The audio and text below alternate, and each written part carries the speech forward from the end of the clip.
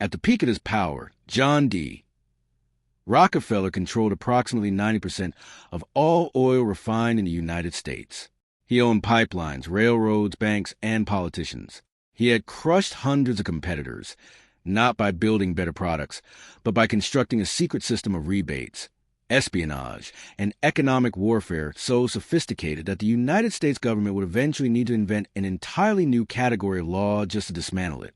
He was also, by every public account, a deeply religious man who donated a dime from his very first paycheck to his church, who taught Sunday school for decades, who gave away more money than almost any human being in recorded history, who smiled gently for photographers and handed shiny dimes to strangers on the street into his 90s. Here's the fact that almost no documentary chooses to lead with. At the height of his wealth, John D.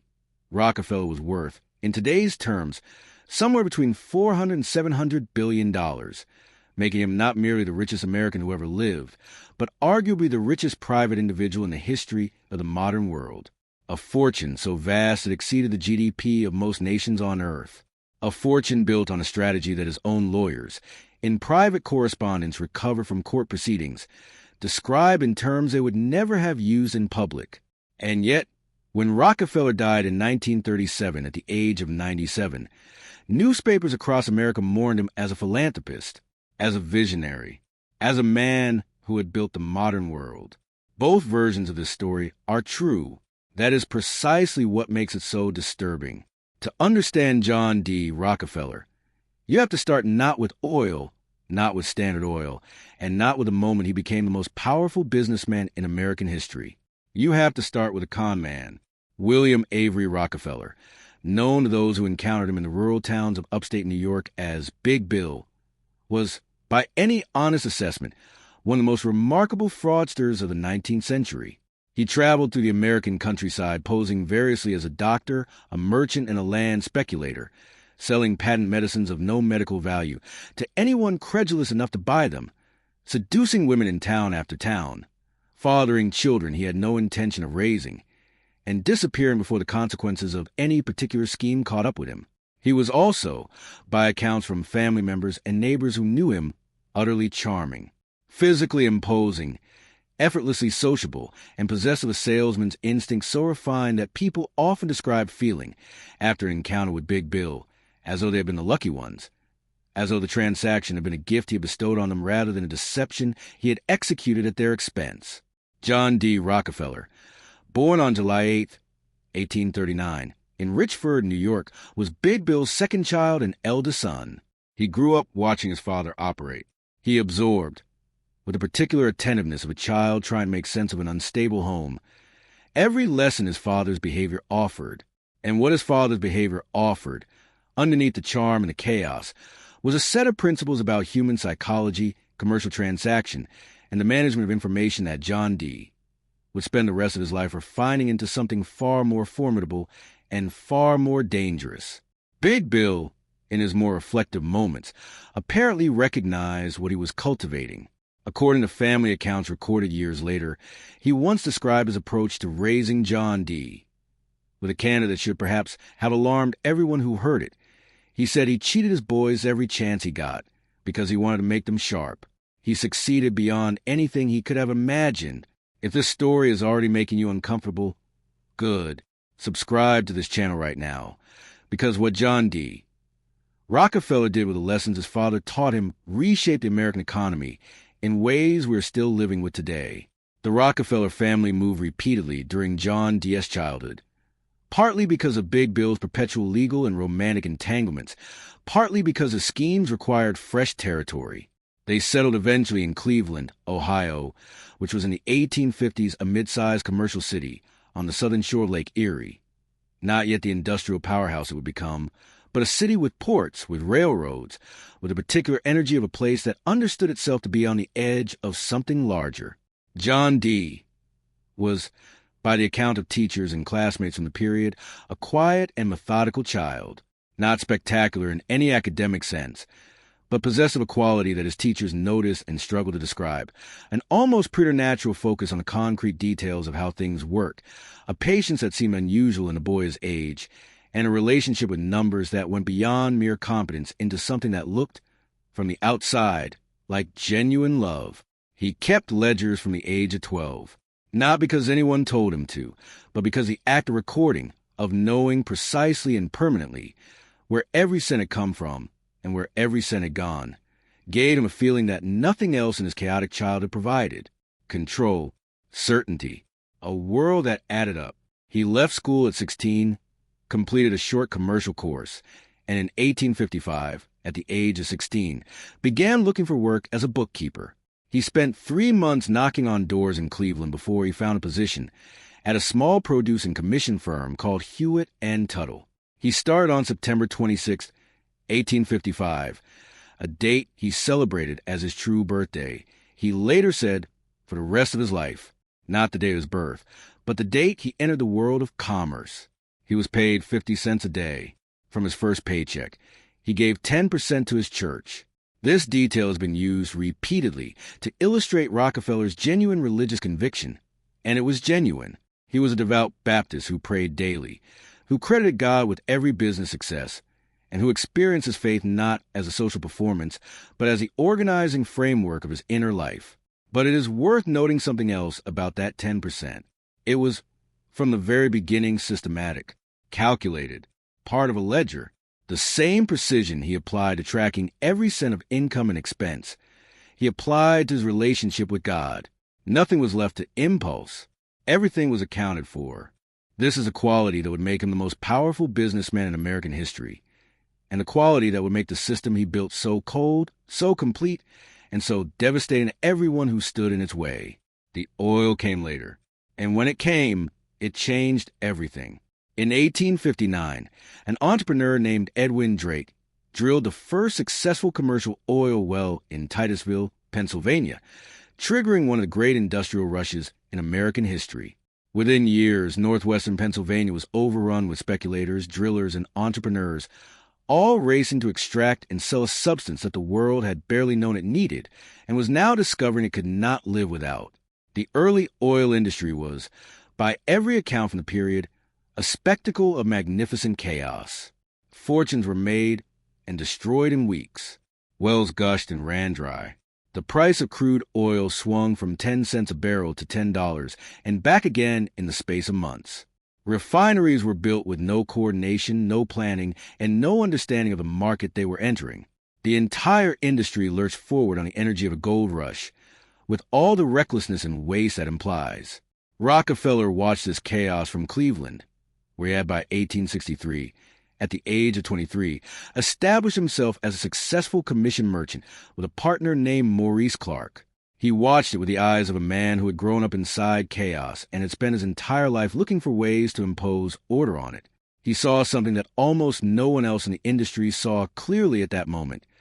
Oil itself was not the business. Refining was the business. The men drilling wells were at the mercy of geology.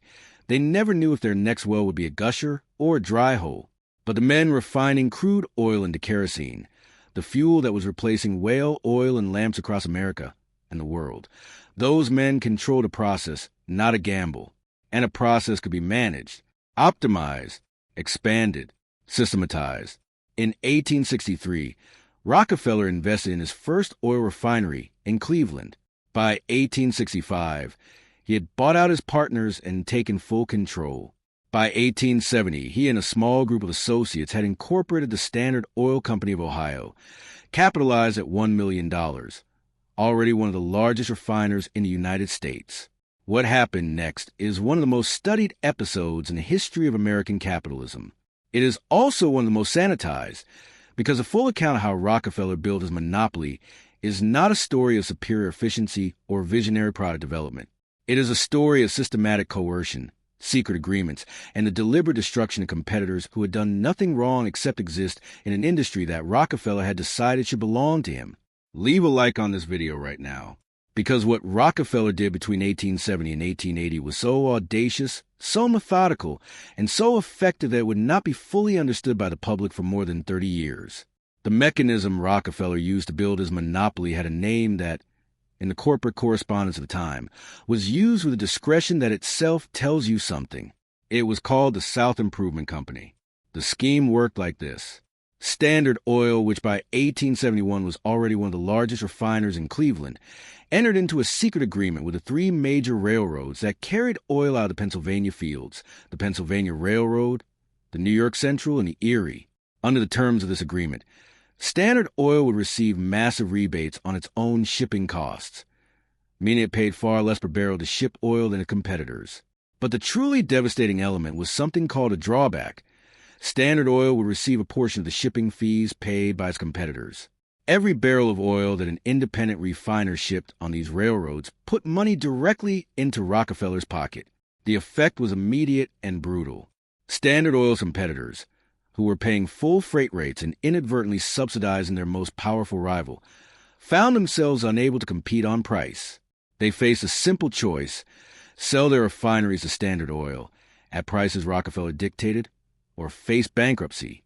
Rockefeller's representatives visited competitor after competitor with what the historical record describes, in the testimony of those who received them, as offers that were presented as generous but carried an unmistakable undertone of finality. Documents from subsequent legal proceedings contain the accounts of Cleveland refinery owners who described these visits in terms that oscillated between the language of business negotiation and the language of something considerably more threatening. One competitor testified that he was told, in words he remembered precisely decades later, that resistance was useless, that Rockefeller had arrangements that made it impossible for any independent refiner to survive, and that the only question was whether a man sold on reasonable terms today or on worse terms after his business had been destroyed.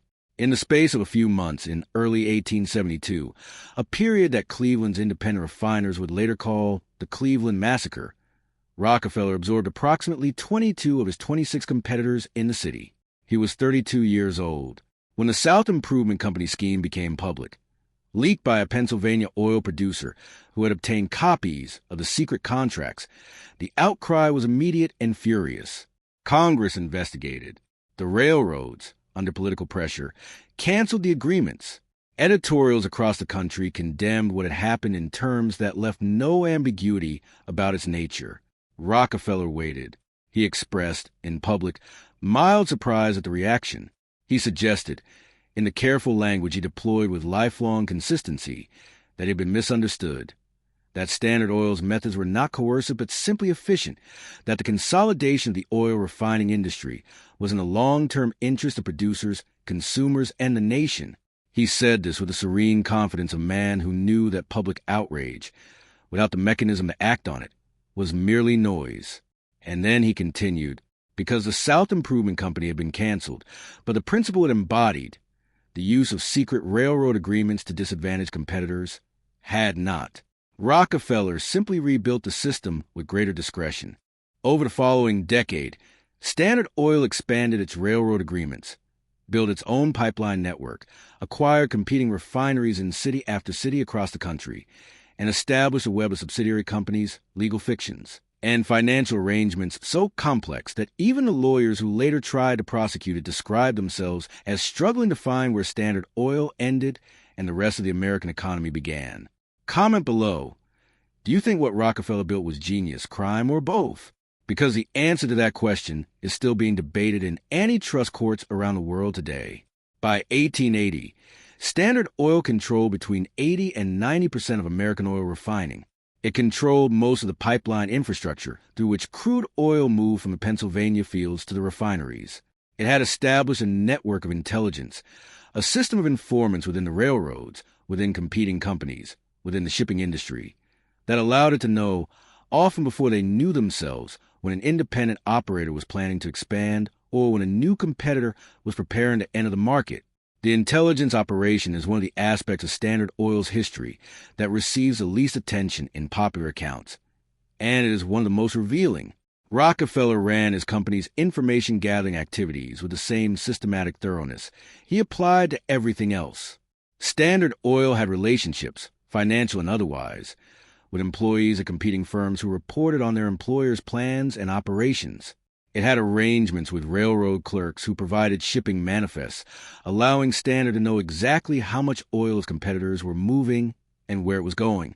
It had in the judgment of the congressional investigators who eventually pieced together how it all worked, constructed something that functioned less like a conventional business and more like a state within a state, an organization with its own foreign intelligence service, its own diplomatic corps, and its own capacity to reward allies and punish enemies. The men who ran this system for Rockefeller were not thugs. They were lawyers, accountants, and corporate executives, educated, sophisticated men who understood exactly what they were doing and had convinced themselves, in the manner of capable people who serve powerful institutions, that what they were doing was necessary and ultimately beneficial. Standard Oil was more efficient than its competitors. The consolidation of the oil industry had, genuinely, produced more reliable supply and more stable prices in the chaos of the early boom years. These facts were true. They were also, in the way that true facts can be deployed in the service of false conclusions, deeply misleading. Because the efficiency of Standard Oil was not the efficiency of a better mousetrap. It was the efficiency of an organization that had eliminated competition, not by being better, but by making competition impossible. And an economy in which competition has been made impossible is not efficient. It is simply controlled. Rockefeller, to the end of his life, never fully accepted this distinction.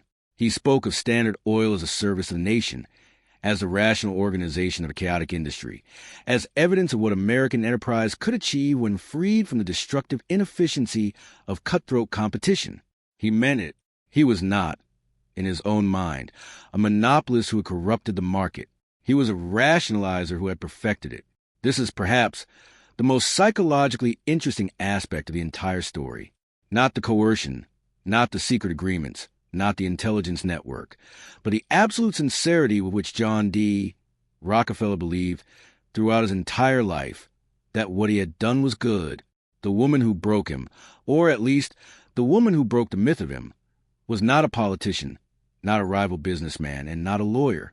She was a journalist from western Pennsylvania named Ida Tarbell. Tarbell had a personal reason to investigate Standard Oil. Her father had been an independent oil producer in the Pennsylvania fields, one of the men whose livelihood had been systematically destroyed by Rockefeller's railroad schemes in the 1870s. She had grown up watching what Standard Oil did to communities that depended on independent oil production, and she had never forgotten it. In 1900, she began research for what would become one of the most consequential works of investigative journalism in American history. Working for McClure's magazine over the course of 2 years, Tarbell accumulated an archive of documents, court records, testimony from former Standard Oil employees, and interviews with independent operators that constituted the most comprehensive account of Standard Oil's methods ever assembled. The history of the Standard Oil Company was published in installments between 1902 and 1904, and then as a 2-volume book. It was not written as polemic. It was written as documentation, precise, sourced, and devastating in its specificity. Tarbell named names. She quoted from actual contracts. She traced the money through the subsidiary companies and the railroad agreements and the drawback schemes. She showed, in detail that no previous account had managed, exactly how Standard Oil had built its monopoly and exactly what that monopoly had cost everyone outside it. The public response was seismic. Tarbell's series reached a readership of hundreds of thousands at a time when investigative journalism could genuinely shift political opinion. And it did. Theodore Roosevelt, who had been looking for a way to make antitrust enforcement a centerpiece of his presidency, found in Tarbell's documentation precisely the public mandate he needed. Share this video right now, because the legal battle that followed is one of the most important moments in the history of American capitalism, and almost no one under 40 has heard the full story. The antitrust case against Standard Oil was filed by the federal government in 1906. It proceeded to the courts for 5 years, generating a record of testimony and documentation so voluminous that the printed transcript ran to more than 20,000 pages. In 1911, the Supreme Court of the United States ruled unanimously that Standard Oil was an illegal monopoly and ordered it dissolved into 34 separate companies. Rockefeller, by this point 71 years old and long retired from active management of Standard Oil, responded to the dissolution order in a manner that became the most told story in the history of American antitrust law. He was playing golf when word reached him. He reportedly continued playing golf. Then he told his caddy that he should buy Standard Oil stock. He was right. The dissolution of Standard Oil, rather than destroying Rockefeller's wealth, multiplied it. The 34 successor companies, freed from the legal cloud that had hung over the parent company and now operating in a market that the dissolution had theoretically opened to competition, soared in value. Rockefeller, who held stock in all of them, found his net worth increasing dramatically in the years immediately following the court order that was supposed to limit his power. Among those 34 successor companies were corporations that, under new names, will become some of the most powerful energy companies in the world. Standard Oil of New Jersey became Exxon. Standard Oil of New York became Mobil. Standard Oil of California became Chevron. Standard Oil of Indiana became Amoco. Together with others from the dissolution, these companies would spend much of the 20th century as the dominant forces in global energy markets. The monopoly had been broken. The empire had not. But there's a dimension of Rockefeller's story that sits in genuine tension with everything described above, and it cannot be dismissed simply because acknowledging it is uncomfortable. Beginning in the 1890s and accelerating dramatically after his retirement from Standard Oil in 1897, Rockefeller gave away money at a scale that had no precedent in American history. The University of Chicago, now one of the most prestigious research universities in the world, was founded with Rockefeller money in 1890. The Rockefeller Institute for Medical Research, established in 1901, became a center of biomedical science that contributed to the development of treatments for diseases that had killed millions. The General Education Board, funded by Rockefeller starting in 1902, spent decades improving education for Black Americans in the South at a time when the federal government had no interest in doing so. By the time of his death in 1937, Rockefeller had given away approximately $530 million, a figure that translates, in modern terms, to somewhere around $7 billion. The institutions he founded and funded have, in the century since his death, produced scientific discoveries, medical advances, and educational opportunities that have touched hundreds of millions of lives. This is a central paradox of John D. Rockefeller, and it is one that neither his admirers nor his critics have ever fully resolved. The same man who deployed systematic coercion to destroy independent businesses, who built an intelligence network to surveil his competitors, who crushed the livelihoods of thousands of independent operators and their families. That same man genuinely believed he was doing the world a service, and then spent the second half of his life doing the world an actual service on a scale that very few human beings have matched. His philanthropic advisors, particularly Frederick Gates, the Baptist minister who effectively managed Rockefeller's charitable giving for decades, described their employer as a man who approached charity with the same systematic thoroughness he had applied to business, not writing checks on impulse, not responding to individual appeals, but identifying the leverage points in society, the educational institutions, the medical research centers, the public health programs, where capital, applied with discipline, could produce the greatest multiplication of benefit. It worked. The institutions he built outlasted the controversy, outlasted the antitrust proceedings, and outlasted Rockefeller himself by a century. They are still there. They are still producing. Whether this redeems what came before is a question that each person who encounters this story has to answer for themselves. What did the accumulation of that much wealth do to a man? This is a question that Rockefeller's contemporaries asked, and that biographers have returned to repeatedly in the centuries since his death. And it has no simple answer. Physically, the pressure of managing Standard Oil, the lawsuits, the public condemnation, the congressional investigations, the constant pressure maintaining an organization of that complexity against the resistance of competitors, regulators, and an increasingly hostile press, had by the early 1890s left Rockefeller in a state of physical collapse that those close to him described as alarming. He lost virtually all his hair. He suffered from a digestive disorder so severe that his diet was reduced, at its worst, to crackers and milk. He slept poorly. He aged, in photographs from that period, at a rate that suggested someone carrying a weight that ordinary human constitutions were not designed to bear. His doctors told him, reportedly with some directness, that if he did not stop working, he would die. He was 53 years old. He stopped. He retired his estate at Pecanico Hills in New York, took up golf with an evangelical fervor that he had previously reserved for church attendance. and began the systematic dismantling of his personal wealth through philanthropy. And then, liberated from the daily management of the machine he had built, he began to recover. The hair never returned, but the digestive problems eased. The sleep improved. He lived another 44 years, dying at 97 in 1937, by which point virtually everyone who competed with him, testified against him, or prosecuted him was long dead. There is an irony in this that is almost too neat for fiction. The man who had spent 30 years destroying competitors and accumulating power lived longest when he stopped doing both.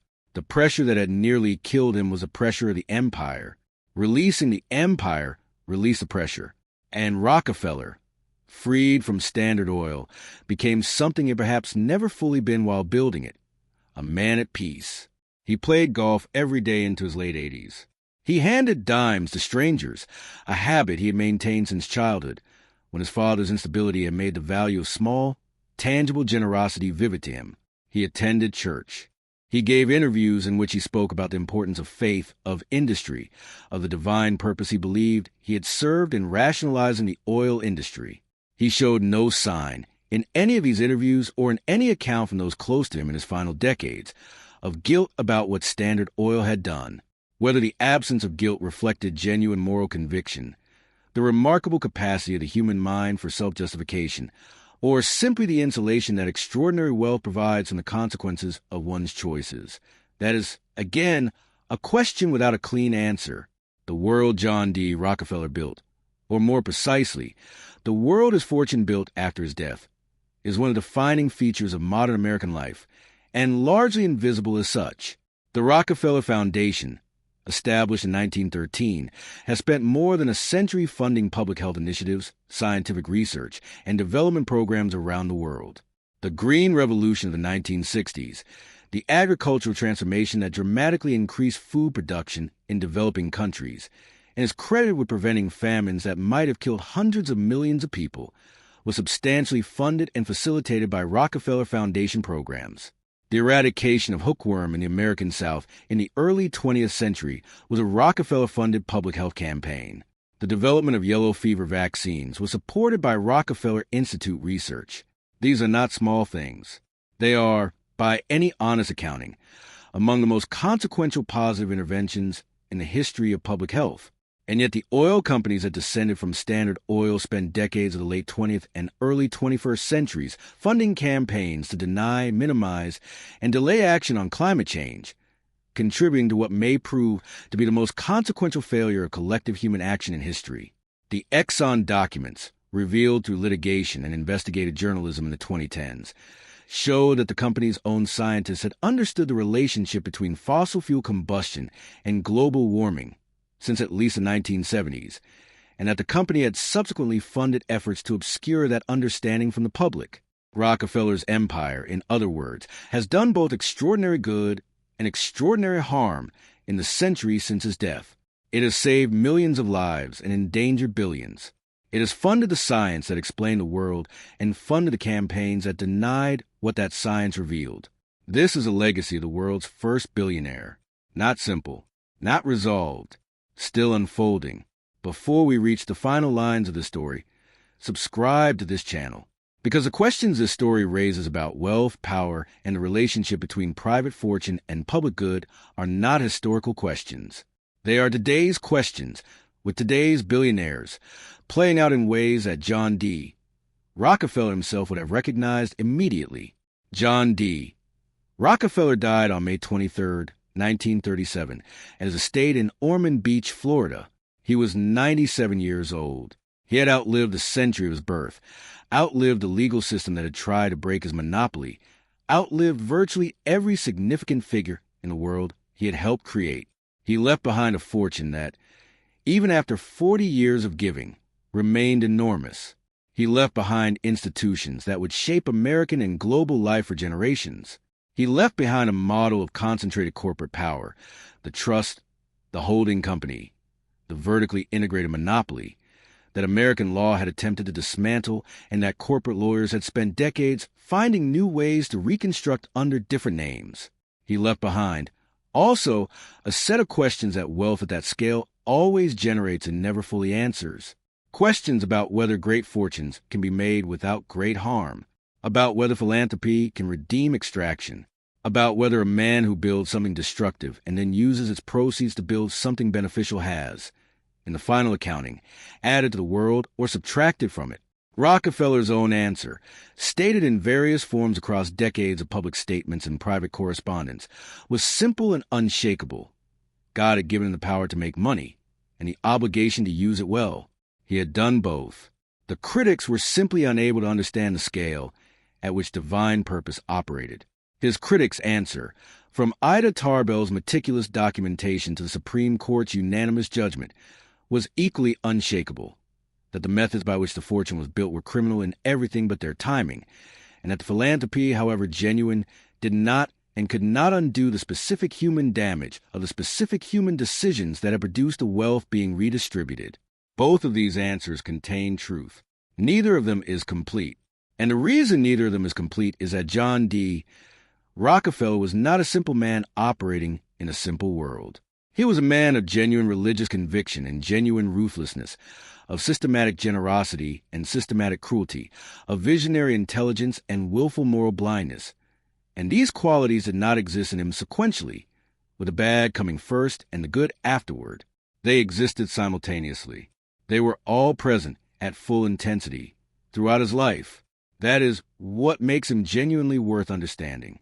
Not as a villain, not as a hero, as a human being, one of the most consequential human beings in the history of the modern economy, in whom the full complexity of what human beings are capable of for good and for harm was expressed at a scale that left marks on the world that are still visible today. The first $1 billion in history was assembled from the destruction of hundreds of smaller businesses, the corruption of public institutions, and the labor of workers who had no power to negotiate the terms of their employment. It was then deployed with equal systematic rigor to build universities, eliminate diseases, and reshape the landscape of modern science and medicine. It is not possible to separate these two things. The destruction and construction were product of the same mind, the same discipline, and the same absolute conviction that John D. Rockefeller and John D. Rockefeller alone understood how the world should be organized. That conviction was what made him great. It was what made him dangerous. And it was what makes him, a century after his death, still impossible to look away from. Tell me in the comments, do you think Rockefeller philanthropy redeems what Standard Oil did? Or does the scale of the fortune simply make the question impossible to answer honestly?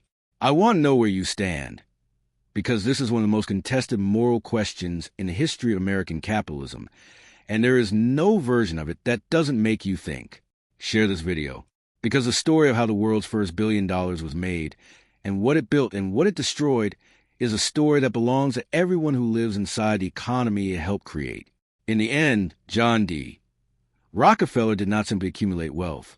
He demonstrated, with a completeness that no one before him had achieved and few since have matched, exactly what it looks like when a single human will is applied, without limit and without compromise, to the reorganization of an economy around itself. The world he made is still the world we live in. The oil companies still exist. The universities still stand. The antitrust laws, as monopoly-inspired, are still on the books, tested, strained, and argued over in courtrooms and congressional hearings every year. And somewhere in the organizational DNA of every corporation that has ever used market power to eliminate competition, every philanthropist who has ever used charitable giving to rehabilitate reputation, and every regulator who has ever tried to write rules capable of constraining a man who has already decided that the rules do not apply to him, somewhere in all of that, John D. Rockefeller is still present. He understood the world as a system. He bent that system to his will. And then he spent the second half of his life trying to pay for it, never quite admitting, even to himself, what the price of the original transaction had really been. That is the story of the world's first billionaire. And it is, in every sense that matters, still unfinished.